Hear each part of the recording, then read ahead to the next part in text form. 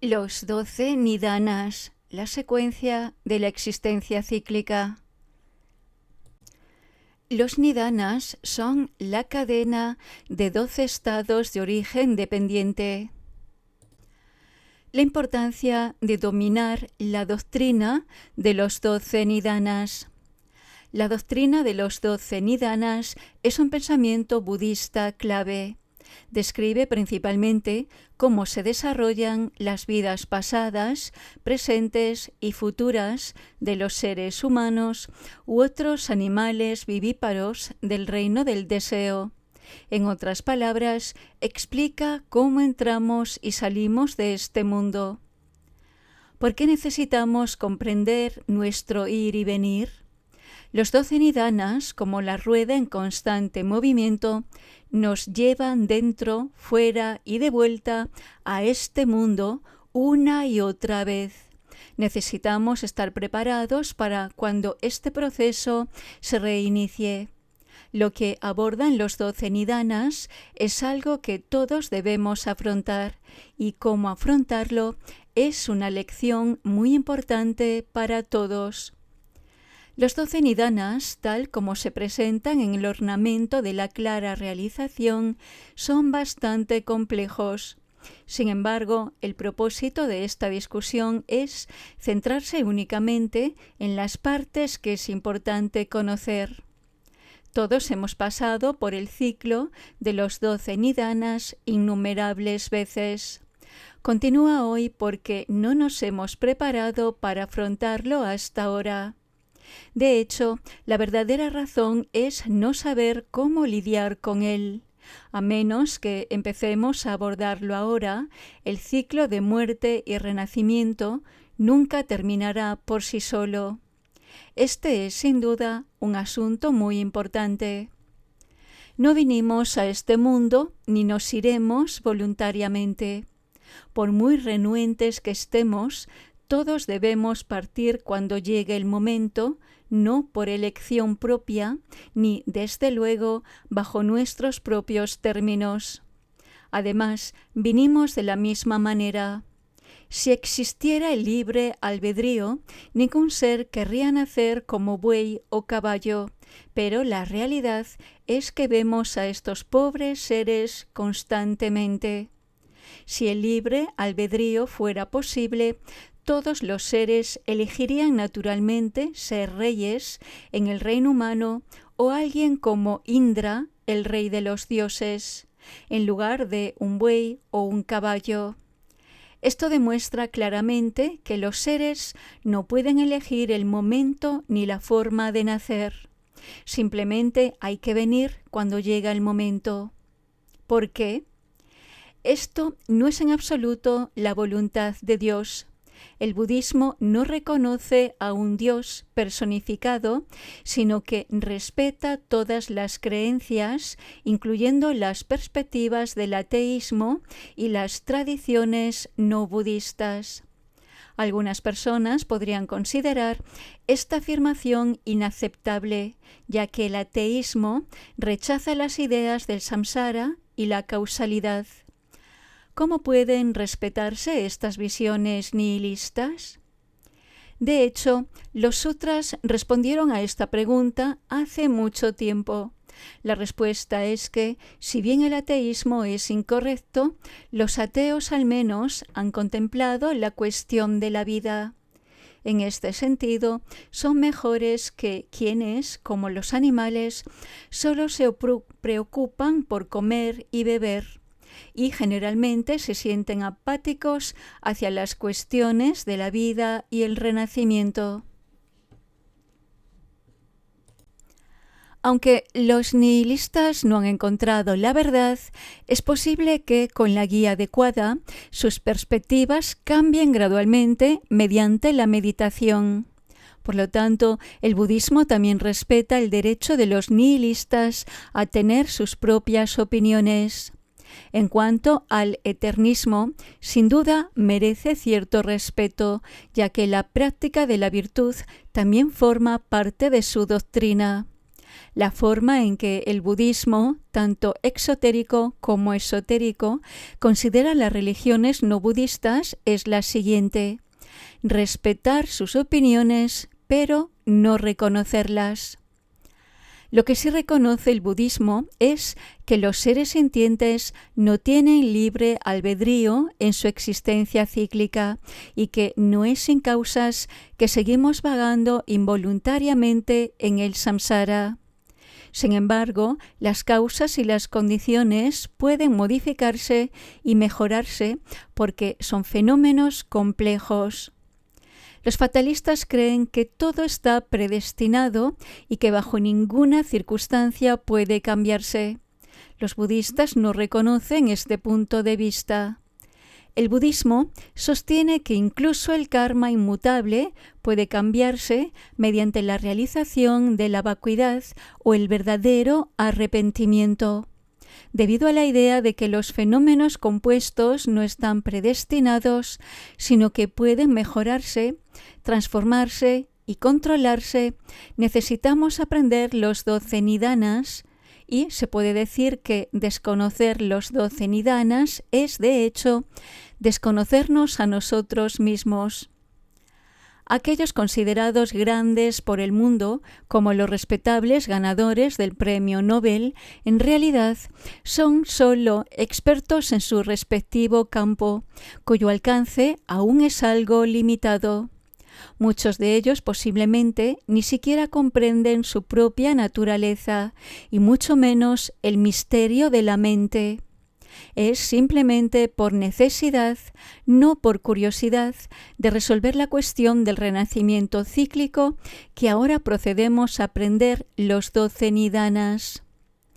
En primer lugar, necesitamos identificar el origen de los renacimientos infinitos e involuntarios de los seres sintientes en los 6 reinos del samsara. Una vez encontrado, debemos erradicarlo. Solo entonces habremos encontrado verdaderamente el camino para salir del samsara. Una visión general de los 12 nidanas. Tanto el Theravada como el Mahayana tienen su propia perspectiva sobre los 12 nidanas. Dentro del Mahayana existen las perspectivas de Yogacara, la escuela de solo mente, y Madhyamaka, la escuela del camino medio. En el caso del Theravada también existen 2 perspectivas: Sarvastivada, la escuela realista, y Sautrantika, la escuela del Sutra. Salvo pequeños detalles, todas estas escuelas coinciden en los puntos clave. Nuestro análisis se centrará únicamente en sus puntos en común e ignorará sus diferencias. En las escrituras, los 12 nidanas se dividen en 3 fases: vida pasada, vida presente y vida futura. Vida pasada, en esta fase, la primera es la ignorancia y la segunda, las acciones volitivas. ¿Qué significan las acciones volitivas? De la ignorancia y las impurezas surgen las acciones del cuerpo, el habla y la mente que producen karma virtuoso o malo. Las acciones volitivas son este tipo de karma. La tercera es la consciencia, que puede estar comprendida tanto en la vida pasada como en la presente. Como suele estar incluida en la vida presente, en la fase de la vida pasada solo quedan la ignorancia y las acciones volitivas. La vida presente, la conciencia, el nombre y la forma, las 6 bases de los sentidos, el contacto y la sensación pertenecen a esta fase. Además, existen el anhelo, el deseo de los seres ordinarios, el apego, que son las acciones realizadas para satisfacer el anhelo, y el devenir, la causa del samsara, es decir, el karma positivo y negativo. Con los 3 tipos de existencia, deseo, forma y ausencia de forma, el efecto del karma. Nota: Todos los seres sintientes residen en los 3 reinos del universo, es decir, los reinos del deseo, nuestro mundo, la forma, el de las deidades menores, y la falta de forma, que es donde están las deidades superiores. Aunque estos 3 se asignan a la vida presente, son las causas de la vida futura. En total, 8 estados, los 5 anteriores, más estos 3, se encuentran en la fase de la vida presente. Vida futura. En esta fase solo existen el nacimiento y la vejez, muerte. La vejez y la muerte se combinan en una sola, ya que algunas personas envejecen antes de morir y otras pueden morir antes. Es difícil determinar qué ocurre primero, y de ahí la organización. En total, 12 estados de enlace se dividen en 3 fases. La clave para romper los 12 nidanas. La ignorancia da lugar a las acciones volitivas, estas a la consciencia y finalmente al nacimiento, la vejez y la muerte. Cada causa precedente da lugar al efecto subsiguiente, que a su vez da lugar a la siguiente causa, y así sucesivamente. Esto es el origen dependiente. Lo mismo ocurre a la inversa, es decir, cuando cesa la ignorancia, también cesan las acciones volitivas, luego la consciencia, el nombre y la forma, hasta que cesa el nacimiento y finalmente el envejecimiento y la muerte. Así cesa el origen dependiente. La continuación del origen dependiente es el samsara, su liberación cesante del samsara. Lo que experimentamos ahora es la continuación del origen dependiente, cuya cesación es lo que necesitamos lograr. La clave para continuar o cesar el origen dependiente es la ignorancia, el primero de los 12 nidanas. Mientras la ignorancia perdure, los fenómenos subsiguientes no se detendrán. Por ejemplo, cuando la locomotora está en marcha, el resto del vagón seguirá avanzando. Si se detiene o no hay motor, el resto del tren tampoco se moverá. De igual manera, si el primer eslabón de la cadena no se detiene, los demás no se detendrán. Una vez que la ignorancia cesa, los demás no pueden continuar y, por lo tanto, la liberación del samsara. En definitiva, la solución principal sigue residiendo en la erradicación de la ignorancia. Por ejemplo, en una pesadilla experimentaríamos dolor y miedo tan reales como durante el día. ¿Por qué? Cuando dormimos, soñamos. Sin embargo, no es el sueño lo que nos afecta y nos causa dolor, sino nuestro apego a la realidad del sueño. Si no lo tomamos como real, no puede causar miedo ni dolor, aunque aparezcan escenas del sueño.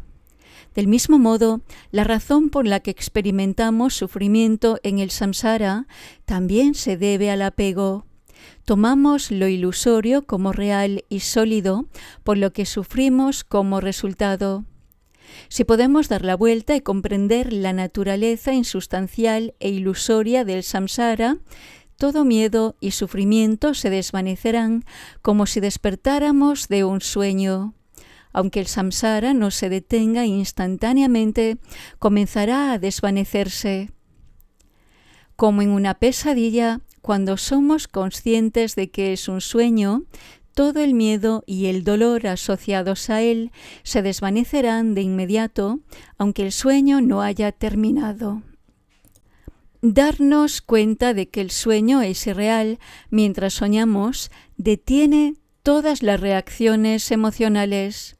Ahora estamos en el largo sueño del samsara.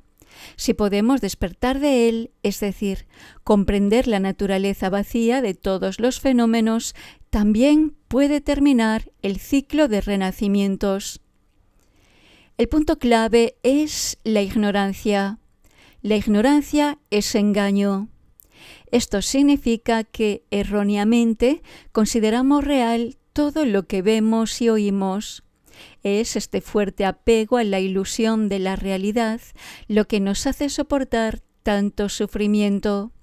Los bodhisattvas, habiendo alcanzado la realización y por lo tanto comprendido perfectamente la naturaleza vacía de todos los fenómenos, ya no sufren.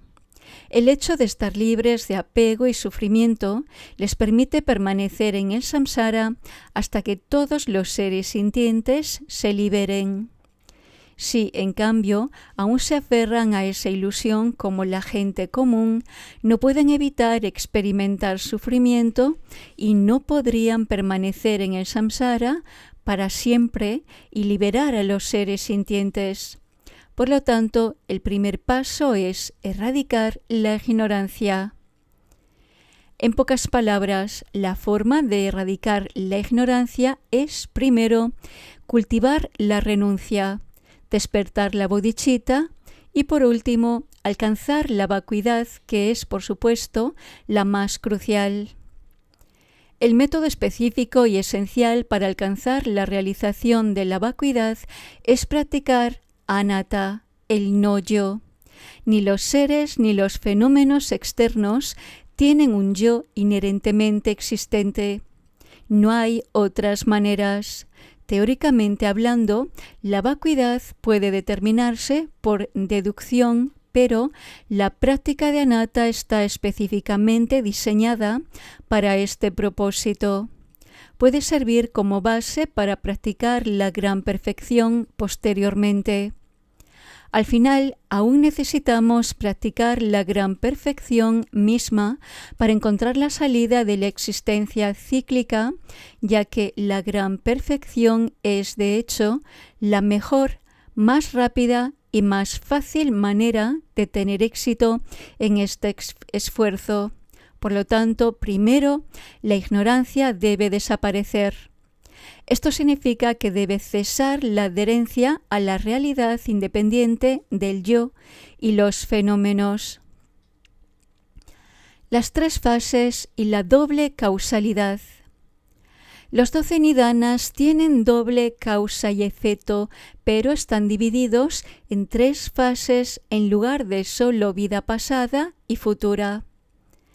Respecto a la doble causa y efecto, la primera se denomina la que causa y que será causada.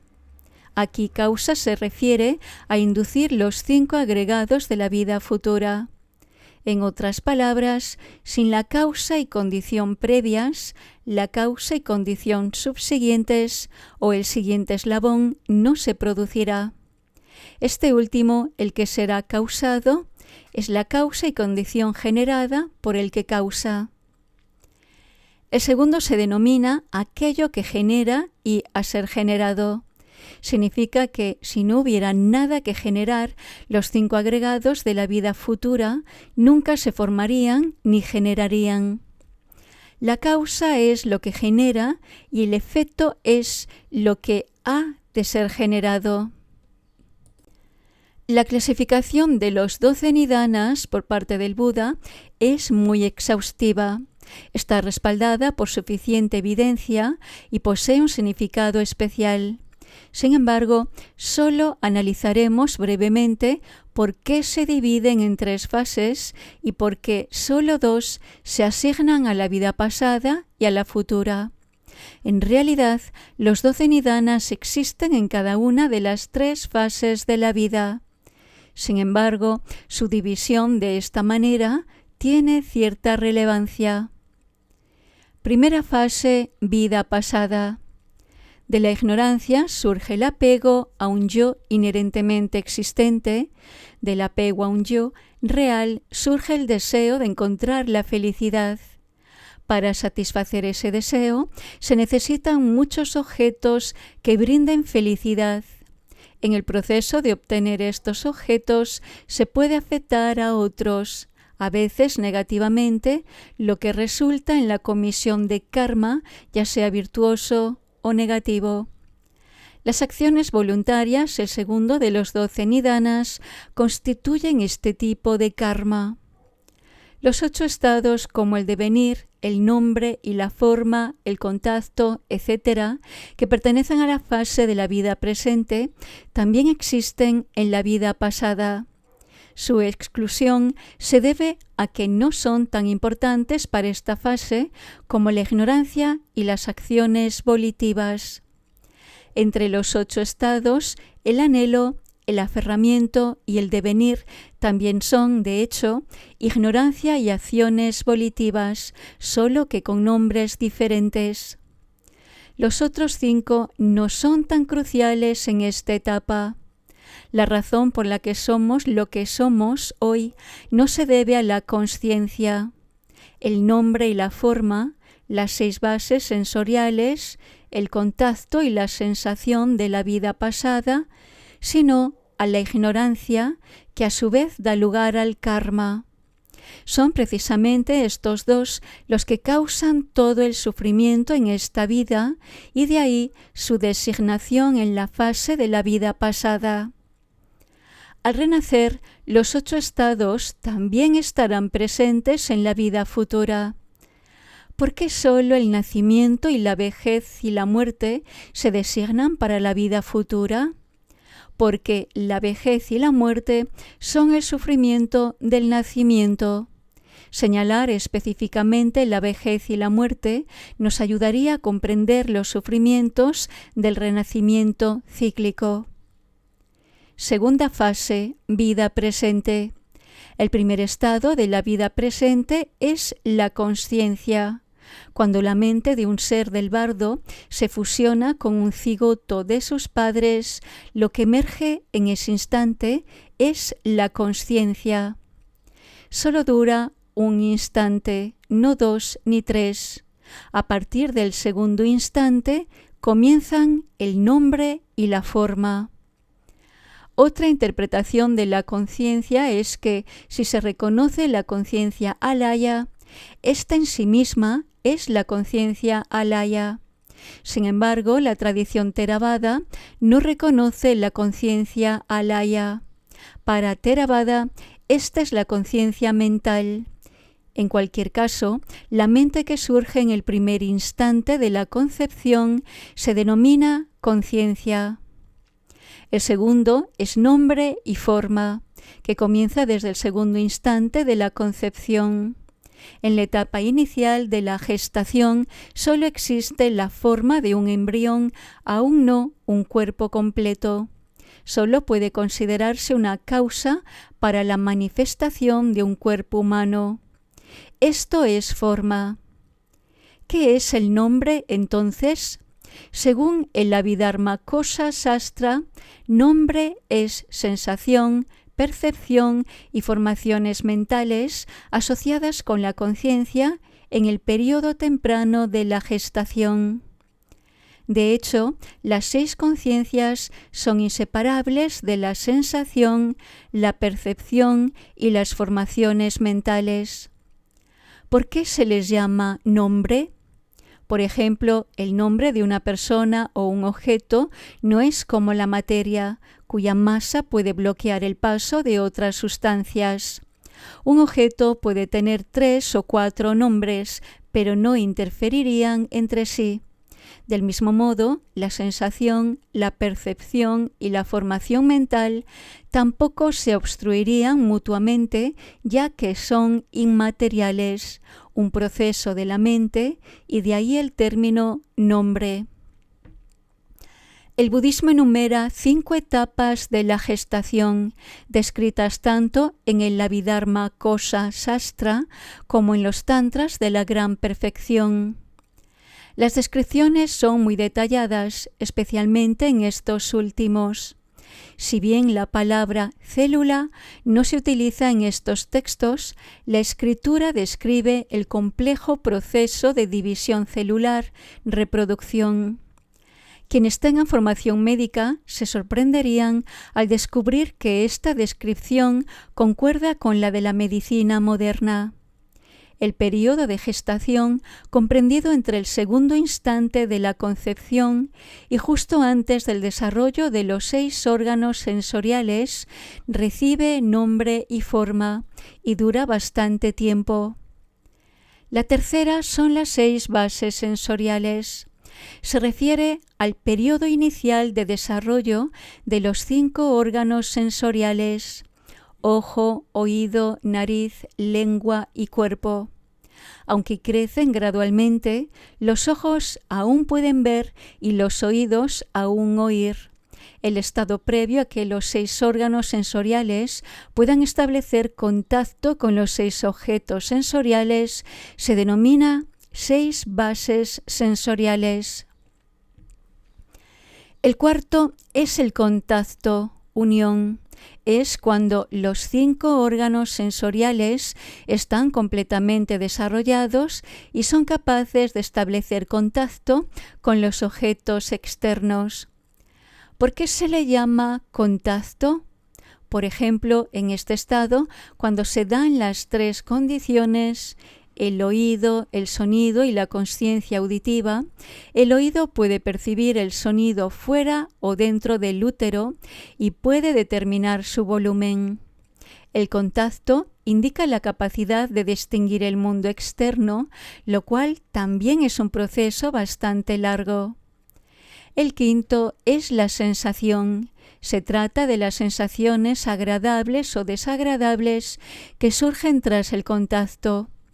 La sensación se refiere al estado que comienza con la capacidad de distinguir entre el dolor y la alegría, que sirve como causa y crece gradualmente hasta el punto en que se genera karma. Aunque los niños también pueden generar karma, es comparativamente menos común que lo generen de la misma manera que los adultos para su propio beneficio. Este estado dura más de 10 años.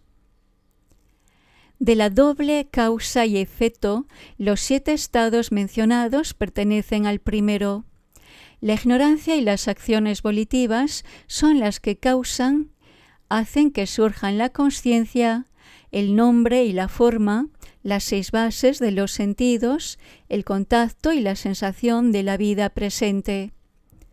La consciencia, el nombre y la forma, las 6 bases de los sentidos, el contacto y la sensación son los que son causados. Son causados por la ignorancia y las acciones volitivas de la vida pasada. El siguiente es el anhelo, que esencialmente significa el deseo de satisfacción temporal. El aferramiento sigue al anhelo. Aferrarse consiste en participar en actividades que sustentan el sustento, mediante las cuales se compromete karma y se establece de nuevo la causa del renacimiento. Hoy en día, lo que la mayoría de los adultos hacen a diario se definiría como aferrarse. Por ejemplo, al realizar negocios, las personas pueden estafar a otros, mentir y participar en todo tipo de competencias. Al competir con otros, se pueden causar daños intencional o involuntariamente. Todo esto crea karma. Lo que sigue es el estado de devenir, que puede entenderse como samsara o la causa del samsara. Aquí significa esto último, al igual que las acciones volitivas. Solo la redacción es diferente. La acción volitiva es el karma cometido en la vida pasada y la causa de la vida presente. Devenir es el karma cometido en la vida presente y la causa de la próxima vida. En otras palabras, devenir es karma virtuoso y malo. El anhelo da lugar al aferramiento y al devenir, y así se incurre en karma. Para entonces, las causas del renacimiento están completas: anhelo, aferramiento y devenir. ¿Cómo podría no haber un efecto renacimiento cuando todas las causas ya están presentes? El renacimiento es inevitable. Estas tres describen el curso que comienza cuando uno es capaz de realizar acciones kármicas hasta el final de su vida. Arriba está el resumen de los 8 estados de conexión de la vida presente. Tercera fase, vida futura. Luego viene el nacimiento de la siguiente vida.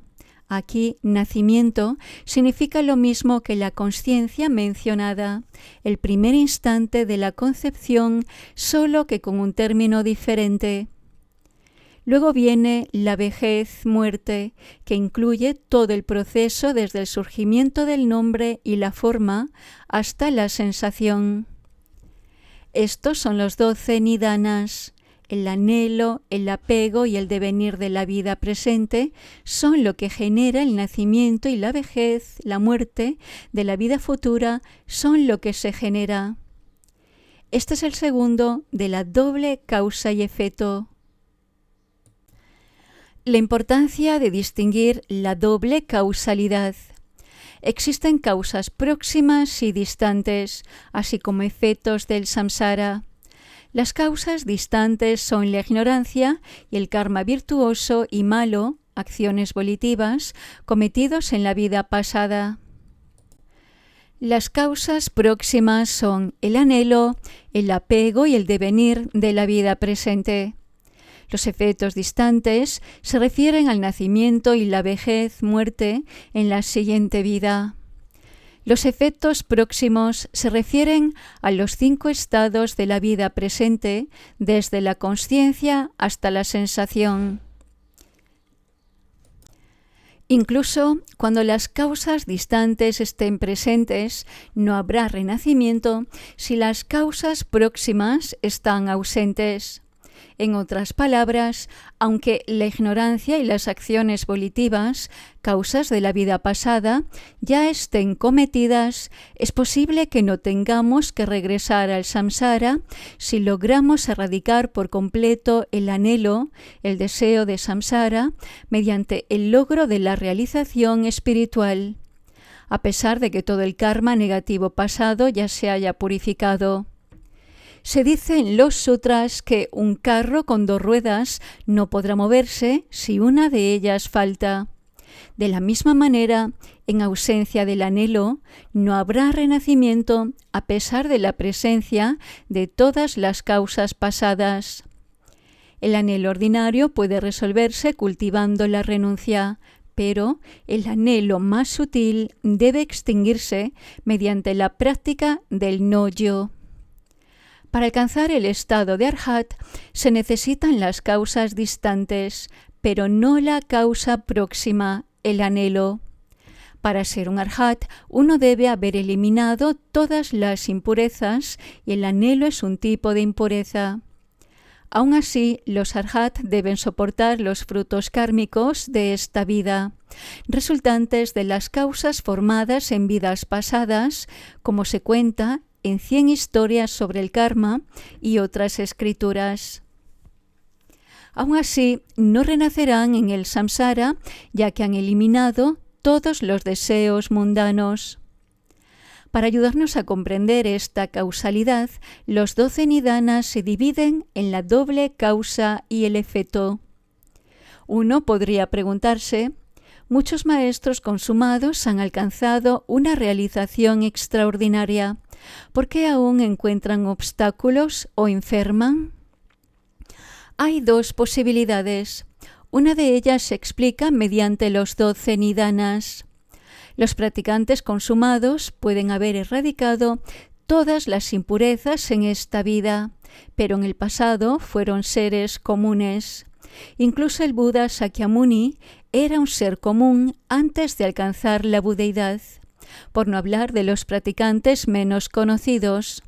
Como ser común, uno no puede evitar cometer karma y este es infalible. En consecuencia, incluso los maestros consumados deben seguir padeciendo sufrimiento en esta vida debido a causas remotas aún no resueltas. No obstante, esta será la última vez que experimenten sufrimiento en su existencia cíclica desde el tiempo primordial. Todos conocemos la historia de Nagarjuna. El príncipe del rey Lekshing acudió a él exigiéndole su cabeza. Nagarjuna le dijo: «Córtala tú mismo». El príncipe, por muy hábil que usara su espada, no pudo cortarle la cabeza.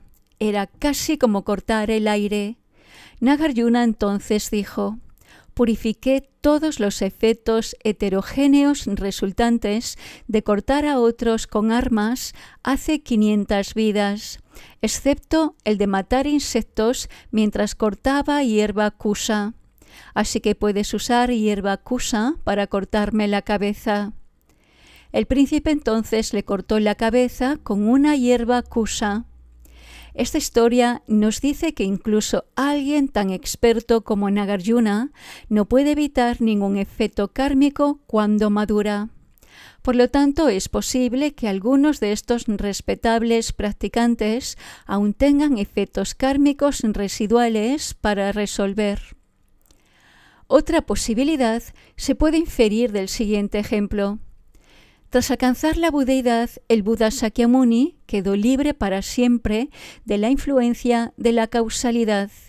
Sin embargo, manifestó una enfermedad para mostrar a los seres sintientes la infalibilidad del karma. Por ejemplo, el malvado rey de Shavasti atacó la ciudad natal del Buda y mató a 77.000 miembros del clan Sakya. Las calles estaban teñidas de rojo sangre porque el rey había ordenado que solo cuando todas estuvieran cubiertas de sangre cesaría la matanza. Finalmente, para satisfacer al rey, su gente tuvo que mezclar tinte rojo con agua y verterlo en las calles para que pareciera que la sangre corría por todas partes. En ese momento el Buda comenzó a tener dolor de cabeza. La razón es que, en su vida pasada, el Buda y los miembros del clan asesinados habían hecho algo malo juntos. El propio Buda también dijo: «Debido a ese karma negativo, tengo que soportar un dolor de cabeza a pesar de haber alcanzado la iluminación suprema. Si no fuera por el mérito perfecto que he acumulado, yo también habría muerto hoy». Lo cierto es que ese efecto negativo nunca le habría ocurrido al Buda. Manifestó un dolor de cabeza solo para ayudar a los seres a creer en la verdad de la causalidad. Además, según el Vinaya Pitaka, en la antigua India, hace más de 2000 años, con un invierno tan frío que partían los bambúes con sus gélidos vientos, muchos bhikkhus enfermaron por falta de zapatos y gorros para abrigarse. El Buda también enfermó y tuvo que tomar medicamentos. En una ocasión le dolía la espalda y le pidió al bhikkhu Kasyapa que cantara algunos sutras para aliviar el dolor, pero lo cierto es que el Buda jamás habría sufrido un dolor real. Estos incidentes fueron solo manifestaciones. Debido a estas preguntas, el Buda dividió los 12 nidanas en la doble naturaleza de causa y efecto. Sobre el tema de la causa y el efecto, muchos budistas están confundidos o simplemente no lo comprenden, y mucho menos los no budistas. Aunque desconocen qué es la causalidad, muchos se atreven a refutar y criticar la existencia de la causa y el efecto. Esto hace que uno se pregunte ¿qué podrían refutar y criticar algo de lo que no tienen ni la menor idea?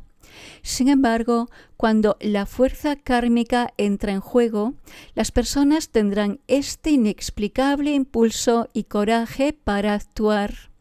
En ciertas circunstancias, los demonios y los obstáculos demoníacos también pueden conferir valentía a las personas.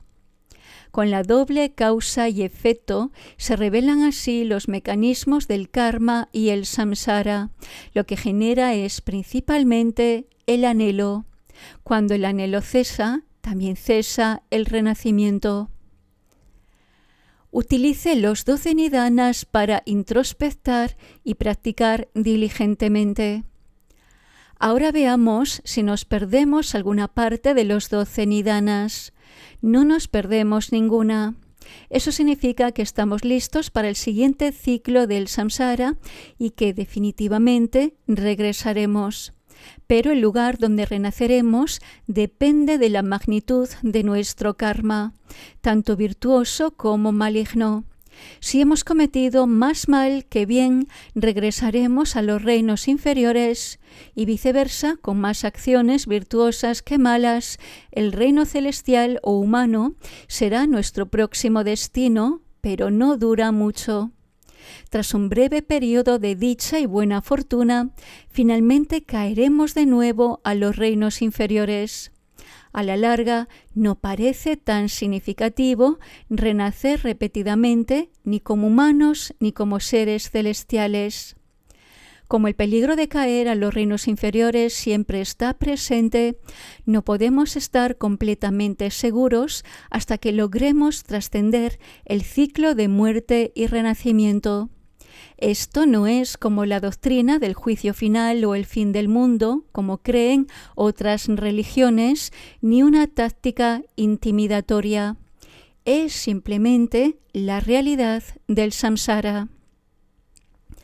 Básicamente no sabemos mucho sobre lo que sucede antes y después de la vida. A través de los 12 nidanas podemos comprender cómo llegamos a este mundo y cómo lo dejamos, lo que nos brinda una mejor idea de los dos extremos de la vida. Aunque desconocemos lo que fuimos en la vida anterior, sabemos que hubo ignorancia y fuerza kármica. Tampoco sabemos dónde estaremos en la próxima vida, pero habrá nacimiento, vejez y muerte. Esto lo sabemos con certeza. Si no queremos continuar así, necesitaremos detener el efecto en cadena de los 12 nidanas. ¿Cómo podemos lograrlo? ¿Acaso quemar incienso, realizar postraciones y recitar mantras puede detener el efecto interconectado? Quizás puedan servir como una de las causas y condiciones que conducen a ese resultado, pero no la solución clave.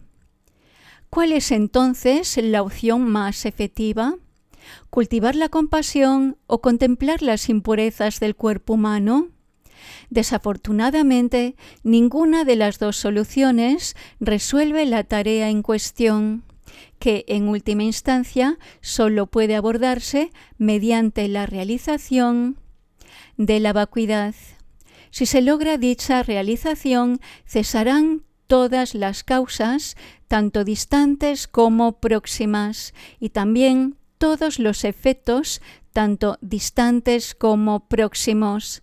Por ejemplo, si los cimientos de un rascacielos son inestables, todo el edificio se derrumbará. Del mismo modo, una vez erradicada la ignorancia, el edificio del samsara, basado en la ignorancia, también se derrumbará. Solo el Buda conoce la verdad que desvela los secretos de la existencia cíclica. Los practicantes no budistas de la antigüedad no solo no pudieron comprender la verdad de la vida y la muerte, del samsara, el karma y la naturaleza de la consciencia, sino que los científicos y filósofos modernos también están desconcertados. No son ellos quienes poseen el conocimiento definitivo en este campo. Entonces, ¿cómo pueden ofrecer una crítica creíble en estas circunstancias? Es prácticamente imposible verificar o comprender el mundo interior de los humanos con instrumentos modernos. Una cámara de vídeo puede capturar el sonido y las lágrimas de una persona que llora para que todos la vean, pero no puede registrar su actividad mental, ni si el llanto es de alegría o tristeza. Esto no se puede discernir solo con la imagen. Por lo tanto, los sentimientos internos o el aspecto mental de una persona no se pueden observar directamente a través de ningún dispositivo. A veces un escáner más avanzado puede localizar con precisión el lugar del cerebro donde se detectan ondas cerebrales irregulares cuando una persona se siente feliz o angustiada. pero no hay forma de saber por qué aparecen las ondas a menos que la persona diga «estaba muy feliz en ese momento». Entonces sabremos que las ondas cerebrales irregulares son la reacción de un estado de ánimo feliz y por lo tanto confirmaremos la aparición de dicho fenómeno en el cerebro cuando las personas están felices. Si nadie dice nunca cómo se siente, ¿puede algún dispositivo conocer el estado de ánimo de una persona por sí solo? No. Esto significa que la parte más esencial de la vida humana, su aspecto mental, no puede ser capturada ni analizada por instrumentos. Algunas personas pueden creer que son expertas en este campo, pero no es así. Incluso los psicólogos actuales se ven obligados a admitir que aún saben muy poco sobre este tema. En cuanto al aspecto mental de la vida humana, solo podemos confiar en las enseñanzas del Buda, pues solo él conoce la verdad completa. ¿Cómo lo sabemos? El hecho de que muchos practicantes hayan alcanzado logros extraordinarios siguiendo las instrucciones del Buda confirma que las enseñanzas son la visión y el camino correctos. Entonces, ¿qué debemos hacer ahora? Nuestra primera tarea debe ser destruir la ignorancia. Antes de lograrlo, hacer postraciones, recitar sutras y realizar acciones virtuosas puede, como mucho, permitirnos disfrutar de ciertos beneficios mundanos. Pero la ignorancia no puede destruirse de esta manera, ya que estas buenas acciones no son su antídoto. Si no queremos seguir vagando por el samsara, necesitamos encontrar una herramienta que puede ejercer una fuerza aguda y contrarrestada sobre la ignorancia para poder erradicarla. Esa herramienta es la realización de la vacuidad. Este es un punto muy importante a destacar. En cualquier caso, la práctica real debe realizarse siempre en 3 etapas: cultivar la renuncia, despertar la bodhicitta y finalmente contemplar la vacuidad. Practicar estas 3 etapas consecuentemente bastará para erradicar la ignorancia, ni más ni menos.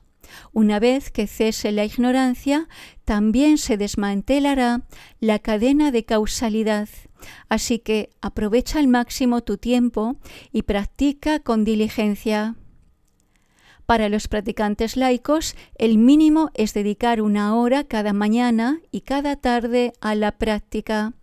Todos deberían poder realizar al menos esta cantidad en un día.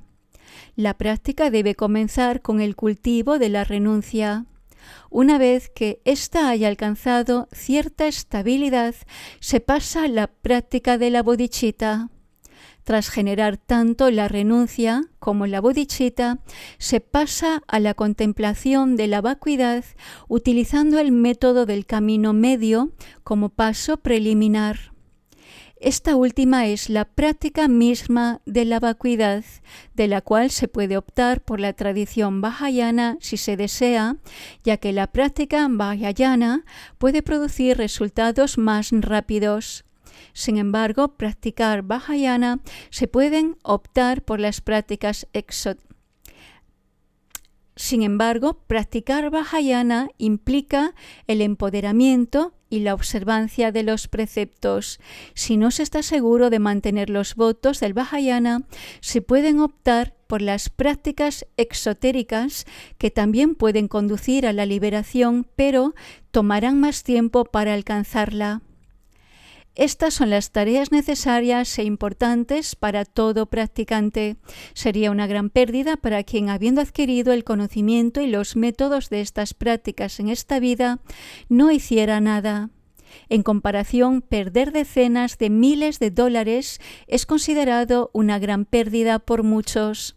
El dinero perdido se puede recuperar, pero no la práctica espiritual. Si se pierde la oportunidad esta vez, será difícil saber si se podrá practicar de nuevo en la próxima vida. De hecho, he reiterado estos puntos claves muchas veces en los últimos años. Mucha gente ya debería conocer bien los métodos de práctica. Pero uno no solo debe valorar el conocimiento adquirido hasta ahora, sino también ponerlo en práctica. Solo después puede terminar el renacimiento y liberarse a sí mismo y a los demás.